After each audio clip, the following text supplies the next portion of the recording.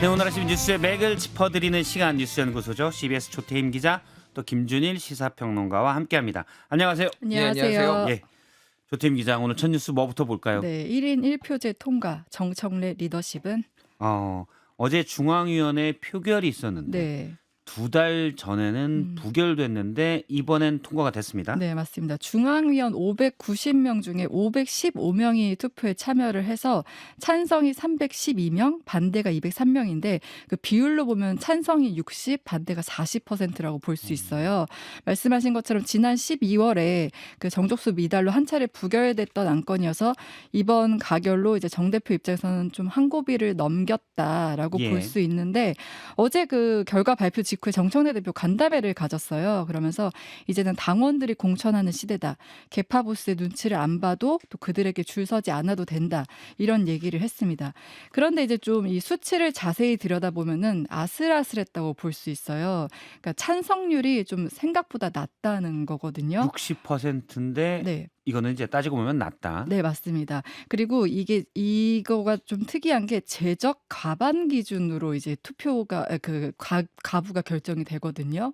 투표한 사람의 50% 넘는 게 아니라 네. 전체 중앙위원이 590명이죠. 네, 맞습니다. 여기에 과반이 돼야 통과되는 겁니다. 네, 그래서 이제 296명을 넘어야 되는데 어, 그것과 비교하면 불과 16표 차이밖에 안 돼요. 예. 앞서 당원 여론조사에서는 찬성률이 85%로 꽤 높았거든요. 그것과 비교하면 중앙위원 이 찬성률은 좀 격차가 좀 크다 이렇게 볼 수 있고요.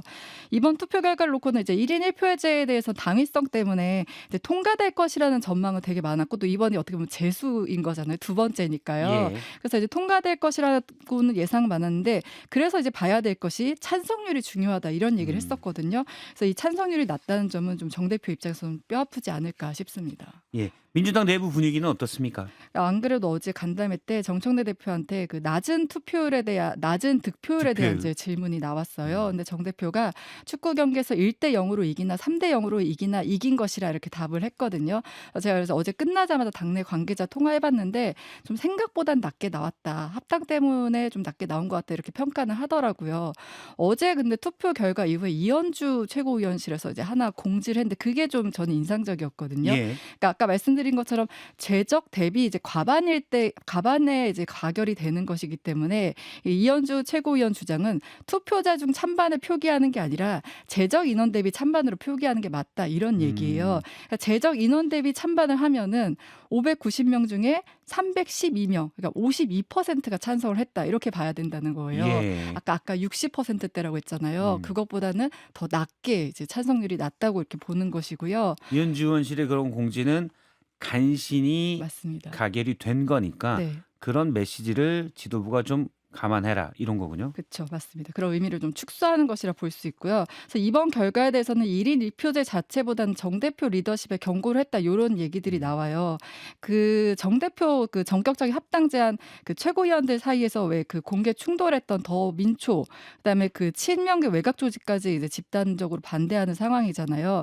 이 과정에서 1인 1표제는 공감하지만 지금 대표의 정치적 행보에 동의하기 어렵다. 이런 것들이 이제 이 표에 반영됐다 이렇게 보고 있고요.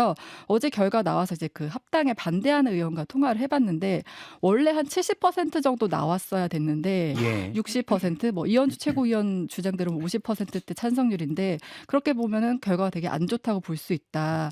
그리고 이제 중앙위원들 같은 경우는 1인 1표제 반대하기 어려운 건데 그래도 지난번에 부결이 돼서 보완도 많이 했잖아요. 예. 근데 이렇게 좀 득표율이 낮다는 거는 정청래 대표 지도부의 이런 독선에 대해서 경고를 하는 것이라 볼 수 있다. 이렇게 얘기를 하더라고요. 찬성은 됐고 가결은 됐고 그래서 1인 1표제는 이제 적용이 되지만 독주하거나 독단적으로 하지 말라라는 경고의 의미도 네, 같이 있다라는 얘기죠. 맞습니다.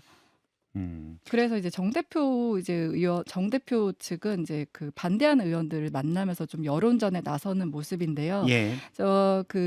그저께 왜 최고위원회에서 공개적으로 최고위원들 반발 나왔었잖아요. 근데 그제 최고위원 끝나고 이현주 최고위원과 오찬 가졌다고 하고요. 조국혁신당과의 합당에 반대하는 의원들. 네, 예. 맞습니다. 그리고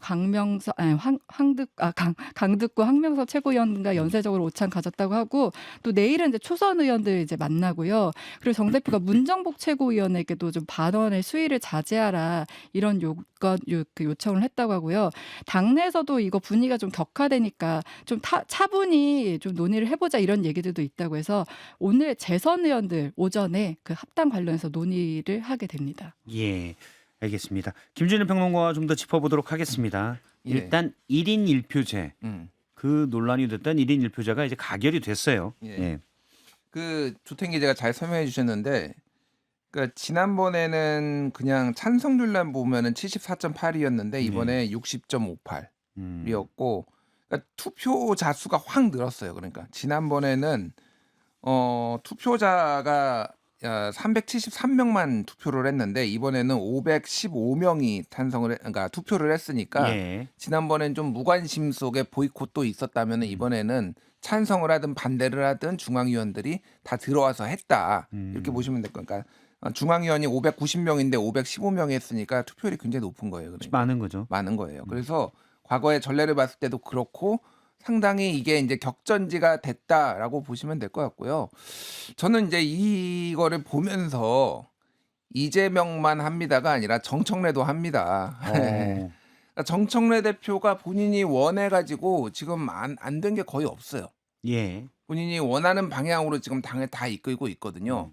예를 들면은 예전에 이제 당대표 선거 출마했을 때 검찰청 폐지 소식을 추석 연휴 때 라디오로 듣게 하겠다라고 내려가는 기차 속에서 예 검찰청 폐지 소식을 듣도록 하겠다. 그렇게 했어요. 귀경길에. 결국은 예. 결국은 그렇게 했습니다. 그래서 사실 청와대가 이제 정부가 좀 끌려간 측면도 있는 거죠. 그러니까 그렇게 꼭 이게 그 타임라인에 맞춰가지고 할 필요는 없는데 어느 정도 뭐 면을 세워줬다. 뭐 이렇게 좀 보시면 될 것 같아요. 그래서 지금 뭐가 됐든 다 정면으로 뚫어내고 있다. 뭐 그런 생각이 들고요. 결국은 이게 통과됨으로 인해서 합당 문제는 더 격렬해질 수밖에 없는 상황이 된 것 같아요. 잠시만요. 합당 문제 가기 전에 일단 그러면 1인 1표제 관련돼서 이번 찬성은 60%, 이현주 의원 측에 따르면 52%인데 찬성이 정청래 대표의 당내 리더십 이번에 흔들려졌다고 봐야 되나요? 공고해졌다고 봐야 되나요? 숫자가 좀 애매하기도 해요. 저는 그 의구심을 품고 있는 사람이 늘어났다라고 의구심은 정도. 늘어났다. 예. 그런데 이게 정청래 대표가 이렇게 얘기했어요. 1대 0으로 이기든 3대 0으로 이기든 축구 이기면 이긴 거 아니냐. 예, 이거 지금 뭐 마찬가지거든요. 결국은 이제 이 몇 퍼센트로 통과됐다라는 거는 다 예. 잊혀지고 정청래 대표가 재수 끝에 이거를 통과시켰다. 뚝심 있게 이것만 남을 거 아니에요. 1인 1표제가 8월 전당대회 민주당 전당대회에 적용이 되면 권리당원의 지지가 좀 더 높은 정청래 대표에게 유리하다. 그래서 정 대표가 좀 더 적극적으로 추진했다는 건데 일단 결과는 그렇게 됐기 때문에 예. 유리해졌다고 봐야 되나요? 근데 뭐 그 제도에 대해서 모두가 적응을 해야죠. 예, 그래서 뭐 정청래 대표가 그런 의도를 가지고 했다라는 거는 뭐 물어보지는 않았지만은 다 예. 알 수 있는 거고 그거에 대해서 그러면 뭐 나머지 당권 주자들이 그러면 그 제도에 적응을 해야 되기 때문에 지금 당장엔 유리해 보일 수 있을지언정 그게 앞으로 어떻게 될지는 뭐 까봐야 한다. 쉽게 까봐야 얘기하면 한다. 저는 뭐 그렇게 봅니다. 그래서 알겠습니다. 정청래 대표가 이게 얼마나 공을 들였냐면 이틀에 걸쳐서 이거 중앙위원들 투표를 했잖아요. 그래서 어제 투표 안 한 사람들 찾아가지고 다 전화하고 독려했다라는 거예요. 그럼 그 독려라는 게 결국은 찬성을 해라. 내용은 제가 못 들었습니다만 찬성을 해라라는 쪽으로 얘기를 했을 가능성이 높고 그래서 일부에서는 심판 봐야 되는 사람이 지금 본인이 플레이어로 뛰어가지고 이렇게 하면 되냐 이런 뭐 볼멘 소리도 나왔지만 통과되면 다 끝나는 거죠. 예. 뭐 그런 상황인 것 같아요. 그래서 지금 결국은 정청래의 야욕을 막아라. 친명 쪽에서는 그러면은 합당 문제는 이거는 어떻게 해서든 부결시켜서 정치적 타격을 줘야 된다. 예. 뭐 이런 얘기들을 하고 박지원 의원은 뭐 중진들 만나서 좀 얘기 좀 해봐라. 뭐 이런 얘기도 지금 하고 있는 상황이거든요. 그래서 어떻게 이게 좀 진행이 될지 봐야 될 것 같습니다. 정청래 대표는 두 가지 숙제. 일단은 조국 혁신당과의 합당 논란 그리고 1인 1표제가 있었는데 1인 1표제는 어제 중앙위원회에 가결됐다 이런 겁니다. 예, 두 번째 주제 볼까요? 한병도 교섭단체 대표 연설. 예, 어제 한병도 민주당 원내대표의 교섭단체 대표 연설이 있었죠. 어떤 내용이었습니까? 네, 그 취임 이후 첫 교섭단체 연설에 나섰는데 민생 개혁 입법 강조를 했고 또 원포인트 개헌이라는 정치적 의지를 던졌어요. 그 5.18 민주화 운동 정신을 이제 헌법 전문에 수록하자 이런 주장인데요. 한 원내대표는 연설에서 5.18 정신은 헌법 전문에 수록하자. 6.3 지방선거와 함께 원포인트 개헌을 하자 이렇게 제안을 했습니다. 예. 그러니까 권력 구조 개편이나 뭐 이런 것들은 굉장히 민감하잖아요. 그러니까 가장 좀 이렇게 합의가 이뤄지기 쉬운 5.18 정신을 이제 헌법 전문에 수록을 하자는 겁니다. 네, 이 예. 부분은 사실 여야가 이제 다 부인하기 어려운 헌법적 가치이기도 하고요. 그래서 이런 걸 이번에 좀 제안한 것으로 보입니다. 5.18 민주화 운동의 정신을 헌법 전문에 수록하는 것. 그 부분 있고 또 민생이나 개혁 입법에 대해서도 좀 얘기를 했어요. 네, 한 원내대표가 민생개혁 입법 고속도로, 뭐 입법 골든타임 이런 표현을 쓰면서 국회가 지체 없이 이 민생 법안들을 처리해야 한다 강조를 했고요. 구체적으로 2월에 이제 처리할 법안으로는 지금 행정통합특별법, 지방자치법 개정안 이런 것들 얘기를 했고요. 상반기 처리할 것들은 이제 소상공인법이나 중소벤처기업 해외 진출법 이런 것들을 얘기를 했어요. 그러면서 원내에 민생경제 입법 추진 상황실을 이제 설치를 해서 뭐 주 단위, 월 단위로 법안 처리 상황을 점검하겠다 이런 얘기도 했고요. 어제 연설 전체에서 민생이란 단어는 21번 정도 나왔거든요. 이제 예. 그만큼 강조한 것으로 볼 수 있는데 또 눈여겨봐야 되는 게 협치라는 단어는 나오지 않았습니다. 보통 여당 원내대표 같은 경우 이제 협치란 얘기를 할 수 있잖아요. 우리 잘해봅시다 이런 얘기. 그렇죠. 야당이 이제 협상 파트너기 때문에 근데 그런 단어는 없었고 그래서 좀 같이 봐야 될 것이 내란 종식에 대해서 굉장히 강조를 많이 했어요. 내란이라는 단어는 17살을 썼는데 내란 종식이 곧 민생 회복이다. 이런 메시지를 던졌습니다. 그러면서 이제는 단죄의 시간이다. 내란을 완전히 종식하고 검찰 개혁과 사법 개혁에 대해서 속도 조절 없이 추진하겠다. 이런 거를 이제 강조를 했고요. 그래서 이제 뭐 검찰청 폐지나 공소청, 중수청 설치, 뭐 수사 기소 완전 분리 이건 절대적으로 흔들리지 않는 대원칙이다. 이런 점도 예. 강조를 했고요. 민주당은 내일 이제 사법 검찰 개혁 법안 최소한 2개 정도는 이제 처리한다는 계획이에요. 내일 그래서 본회의가 있죠. 네, 맞습니다. 근데 이제 야당은 반발을 하고 있고요. 그리고 지금 또 한미 관세 협상과 관련해서 대미 투자 특별법 좀 처리가 급하잖아요. 이것과 관련해서는 야당의 좀 조속한 처리를 요구를 하면서 국익과 민생을 볼모로 잡지 말라 이런 얘기도 하기도 했습니다. 알겠습니다.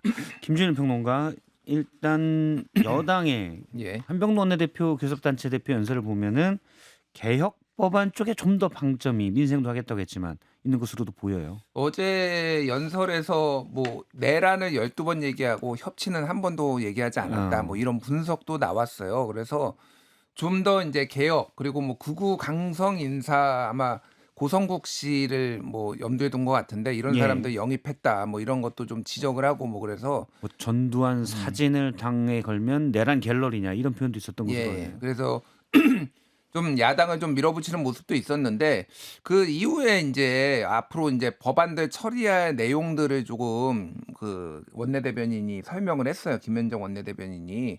근데 지금 타임라인이 설 전에 지금 소위 말해서 사법 개혁안을 지금 먼저 추진을 한다라는 겁니다. 그리고 민생 법안은 설 이후에. 그래서 예를 들면은 그 행정통합특별법 예. 그리고 뭐 중대범죄수사청이나 공소청 등 검찰개혁 법안은 설 연휴 이후에 처리를 하고 먼저 지금 법 왜곡죄 법 왜곡죄. 그리고 재판소원 관련법, 헌법재판소법 뭐 개정안 뭐 이런 것들은 먼저 처리를 하겠다라는 방침에서 지금 야당에서는 강력하게 반발하고 있거든요. 지금 말씀하신 법들은 야당에서 더 강하게 반대하는 법들이죠. 그렇죠. 그래서 이것도 사실 결국은 사법개혁도 사실 정청래 대표가 지난해 연말까지 완수하겠다라고 공약을 한 바가 있어요. 예. 그게 이제 미뤄졌지만은 지방선거 가기 전에 이거를 다 끝내겠다라는 정청래 대표와 뭐 이런 개혁파들의 의지가 한병도 원내대표에도 관철됐다. 뭐 이 정도로 보는 게 맞을 것 같습니다. 그래서 야당은 필리버스터 할 것 같고 특히 이제 법 왜곡죄 같은 경우에는 논란이 많거든요. 예. 법을 왜곡해서 검사나 판사가 적용을 하면은 처벌을 한다라는 건데 그 왜곡한 거를 누가 판단을 하냐. 제대로 뭐 어떤 게 왜곡이고 아니냐. 뭐 이런 사실 거잖아요. 그러니까. 그런 거는 현재 제도상은 판단하는 게 또 판사잖아요. 그렇죠. 이게 이제 법을 왜곡했냐 안 했냐 이것도 판사가 판단해야 되는데 네. 뭐 기준이 좀 모호하다라는 지적들이 좀 있었습니다. 그렇죠. 그래서 사법부 길들이기 아니냐. 근데 그런 거부터 먼저 처리를 한다라는 거는 뭐 역시 뭐 개혁 쪽에 좀 더 방점을 찍은 거고 어제 중앙일보 기사가 굉장히 눈에 띄었는데 예. 미국하고 지금 만났잖아요. 지금 관세 25% 관세 협상에서 그래서 이거 좀 지연시켜줘라라고 하니까 니네는 여당이 슈퍼 여당인데 그러니까 슈퍼 머저리티 예. 여당이 민주당인데 왜 이거 법안 처리 못해? 라고 지금 강력하게 의구심을 품었다라는 거예요. 너희 이거 안 하려는 거지? 그래서 민주당에 이제 이것도 중요한 법인데 이게 지금 너무 뒤로 밀리는 거 아니냐. 그래서 대통령이 그래서 지난번에 정부 개혁 법안은 20%밖에 안 됐다라는 것도 큰 틀에서 이런 거가 조금 밀리는 거를 불만을 좀 표시했다 이런 해석들도 계속 나오고 있어요. 입법이 계속 좀 늦어진다, 더디다란 지적을 대통령이 했었죠. 예, 다음 뉴스 볼까요? 법정 소란 이하상 변호사 결국 감치. 결국 감치. 감치는 이제 구치소에 가서 네. 예. 그게 이게 법정 질서 위반한 사람에게 이제 재판장이 내리는 이제 명령 같은 건데 이제 일정 기간 좀 가두는 걸 이제 감치라고 하는데 그 이하상 변호사가 누구냐면 김용현 전 국방부 장관의 변호인인 거잖아요. 예. 근데 어제 그 마침 김 전 장관 그 위계 공무집행방해 혐의 재판이 있었는데 그 재판 끝나고 이진관 부장판사가 법원 경위들을 이제 대동해서 이 법정에 들어가서 감치 결정문 보이고 이제 그 감치 집행에 나섰다고 합니다. 그래서 이제 지금 서울구치소 독방에 수용된 것으로 알려졌는데 감치 선고 당일인 지난해 11월 19일에 하루 수용됐었거든요. 예. 그러니까 선고된 15일 중에 하루 빼고 나머지 14일을 이제 감치를 하게 돼서 16일까지 감치가 이뤄지게 됩니다. 원래 11월에 선고됐는데 지금 이제 집행이 된 거군요. 네, 맞습니다. 그때 상황을 조금만 설명을 하면은 그때 11월 19일 한덕수 전 총리 재판인데 증인으로 출석한 김용현 전 장관 따라서 이제 법정에 들어갔다가 문제가 있었던 건데 그때 이하상 변호사 등 변호인들이 신뢰 관계인 자격으로 좀 동석하게 해달라 요청을 했는데 재판부가 이제 여러 차례 퇴정 명령했는데 여기에 불응하고 결국 이제 법정 질서 위반으로 감치 15일이 선고됐던 거거든요. 근데 그때 구치소 입감 과정에서 인적사항 외 진술 거부하고 예. 이러면서 서울구치소도 그때 인적 사항이 특정되지 않는다 하면서 수용을 거부했었잖아요. 그래서 이제 집행명령이 정지돼서 그때 당시 4시간 만에 풀려났었는데 그래서 이제 76인 만에 다시 이제 감치 집행이 이뤄진 것이고요. 예. 그리고 그때 좀 논란이 됐던 게 그 석방 직후에 한 유튜브 방송에 나가서 이진관 재판장 막 거론하면서 좀 조롱하는 말들을 막 했었잖아요. 혼나야 된다 뭐 네. 이런 얘기도 했었고 본인들이 혼내줬다라는 표현도 썼었죠. 네, 맞습니다. 그래서 이제 재판부는 이제 법정 질서 유지 차원에서 불가피한 조치다 이렇게 보고 있고요. 그리고 함께 감치 명령 받았던 권우현 변호사는 어제 재판에 출석하지 않아서 감치 집행은 이뤄지지 않았다고 하고요.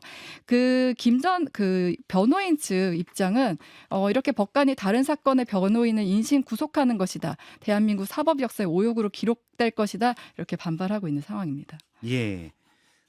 이진관 부장판사, 예. 한덕수 전 총리에 대해서 아주 엄정한 1심 선고를 내렸었는데 이번에 감치 명령 얘기하면서 다른 법정에 와서 직접 김용현 예. 변호인이 그 다른 변호를 하고 있는 거를 와서 감치했다고요? 뭐 우리가 살면서 처음 보는 게 한두 개는 아닌데 네. 그 판사가 다른 법정에 와가지고 감치를 하는 것도 저는 처음 봤고 그리고 변호사를 모르겠어요. 전례가 있는지 없는지 모르겠는데 뭐 어찌됐든 변호사를 감치하는 것도 처음 봤어요. 그러니까 보통 법정에서 난동, 소란 부리는 사람들을 이제 감치 명령하는 경우가 많잖아요. 근데 변호사 같은 경우에는 뭐 문제가 있었긴 했지만은 그렇게 하는 일은 본 적이 없어요. 그러니까. 당시는 네. 다만 한덕수 재판이었고 김용현 변호인이었기 때문에 그 당시의 법정 자체는 맞습니다. 이제 방청객 자격으로 온 거죠. 맞습니다. 예. 그래서 이제 뭐 동행을 했는데 네. 그거를 이제 받아들여지지 않은 거죠. 그러니까. 그래서 뭐 이거 법의 엄정함을 조금 세우겠다라는 사법부의 강한 의지가 있었던 거 아니냐. 그래서 뭐 오늘 합니다 시리즈네. 이진관도 합니다. 이진관 합니다. 네. 그렇게 될 것 같은데 앞으로 좀 이게 지금 대한변협에서 징계도 지금 예. 추진한다라고 하고 있거든요. 그래서 이런 거는 저도 좀 뭐라고 해야 돼요? 사법부의 권위 그리고 이제 법정의 권위를 이렇게 모독하는 행위는 좀 강하게 제재를 해야 되지 않냐 그런 생각에도 좀 전체적으로 동의하는 바입니다. 이게 뭐 그냥 항의가 아니라 사실은 이분들이 뒤에 유튜브 한 걸 보면 그런 항의를 정치적으로 이용한 좀 돋보이기 위해서 한 것 아닌가 이런 의심도 들어요. 예. 네, 알겠습니다. 다음 얘기 이건 되게 부러운 뉴스인데 네, 예. 역대급 성과급 SK 하이닉스 직원 나 돈 좀 쓰고 왔어 이렇게 자랑했다는 거거든요. 어. 네. 근데 이거는 이런 자랑은 좀 많이 있어도 좋을 것 같은데요. 예. 그 어떤 자랑이었습니까? 직장인 인명 커뮤니티 블라인드에 올라온 글인데 이제 본인은 SK 하이닉스 직원이라고 밝힌 작성자가 오늘 자랑 좀 하겠다. 나 돈 좀 쓰고 왔다 이러면서 세종의 한 보육원에 피자, 과일, 간식, 견과류 등을 직접 사서 전달한 사진을 올린 거예요. 그래서 아이들이 견과류를 잘 못 먹는다. 지금 화면에 나오네요. 네. 저게 SK 하이닉스 직원이 블라인드에 올린 블라인드 올린 글과 글. 사진. 네. 이번에 그러면서 하이닉스 이익 많이 나서 성과급 많이 받아서 이걸 나누겠다 해서 그쵸. 보육원에 저렇게 맞습니다. 과자를 보냈군요. 그래서 네. 이제 그 배경에 대해서 학창 시절 힘들었던 기억 때문에 언젠가 꼭 고아원에 기부하겠다는 마음을 먹었는데 이제야 약속을 지켰다 이런 얘기를 했어요. 그래서 오늘 처음으로 돈을 돈답게 쓴 기분이다 이런 얘기도 이제 덧붙였는데 제가 그래서 SK 하이닉스 쪽에 물어봤어요. 혹시 누군지 찾아냈느냐 했더니 누군지 이제 본인들도 많이 회자가 되는데 예. 찾아내진 못했다고 하고 그러니까 SK 하이닉스가 계속 성과급 기사만 많이 나니까 조금 이제 불편했다고 해요. 다들 힘든데 SK 성과급 잔치한다 뭐 이런 얘기 나오고 하니까 그런데 이 기사로 인해서 좀 많이 훈훈해졌다 이런 얘기도 하고 그럼 이제 성과급 실제로 얼마나 받았냐 이런 얘기 하는데 1억 4천만 원 이렇게 기사에 나오거든요. 근데 그 예. 부분에 대해서도 물어보니까 이게 영업이익의 10%를 초과이익 분배금이라 해서 주는데 이걸 단순히 직원 수로 나눴을 때 1억 4천인데 근데 사실 그 초과이익 분배금에서도 일정 비율은 또 이제 나중을 위해서 좀 세이브하는 면도 있고 하다고 해서 1억 4천보다는 적을 것이다라고 얘기는 하지만 그래도 한 1억 정도는 예상이 된다고 하고요. 근데 그것과 관련해서도 반도체 업계가 인재 유출 문제가 굉장히 심각하다고 해요. 그래서 사실 그런 복지나 이런 면에서 좀 잘 해줘야지 인재 유출이 안 되는 면도 있어서 그런 것들이 좀 있다는 것도 이제 설명을 하더라고요. 알겠습니다. 사실은 이익을 많이 냈고 영업이익이 10%면 올해는 100조 영업이익 낸다 이러면 10조가 이제 직원들 가는 건데 이게 사실은 직원들 가면 세금도 여기서 소득세로 사실 많이 나가요. 그리고 또 많이 있으니까 저렇게 풀면 또 쓰는 게 국내 경제에도 도움이 될 것 같습니다. 오늘 일단 김준일 평론가 좀 부럽죠. 네. 삼성전자가 지금 임단협인데 난리 났대요. 아, 알겠습니다. 저희도 저 청취율이 좋으면 김준일 평론가와 조태임 기자에게 제거 성과급으로 삼겹살을 쏘도록 하겠습니다. 네, 알겠습니다. 오늘 두 분 말씀 여기까지 듣겠습니다. 고맙습니다. 감사합니다. 감사합니다.